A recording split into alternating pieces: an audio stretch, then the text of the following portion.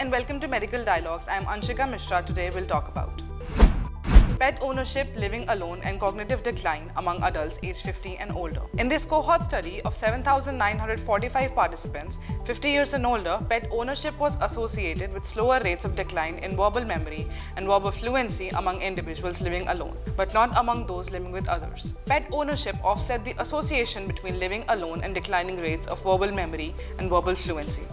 A study published in JAMA Network. Older adults tend to experience cognitive decline. As the population ages and life expectancy increases, a major public health issue is the deterioration of cognitive function in older adults. It is estimated that the number of people with dementia worldwide will increase from 57 million in 2019 to 153 million in 2050. It remains unclear whether pet ownership is associated with cognitive decline and to what extent pet ownership mitigates the association between living alone and cognitive decline. Pet ownership was associated with slower rates of decline in composite verbal cognition, beta equals to 0.08 standard deviation of y, verbal memory, beta equals to 0.06 standard deviation of y, and verbal fluency, beta equals to 0.07 standard deviation of y. Three-way interaction test showed that living alone was significant modifier in all three associations. Are you also aspiring to excel in medical journalism and delve into the intricacies of health and medical reporting? Explore our comprehensive course on medical and health journalism available at the Medical Dialogues Academy. Learn from industry experts who possesses in-depth knowledge and experience in this field.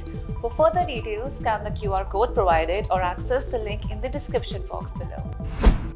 Stratified analysis showed that pet ownership was associated with slower rates of decline in composite verbal cognition, beta equals to 0.03 standard deviation of y, verbal memory, beta equals to 0.021 standard deviation of y, and verbal fluency, beta equals to 0.018 standard deviation of y, among individuals living alone, but not among those living with others.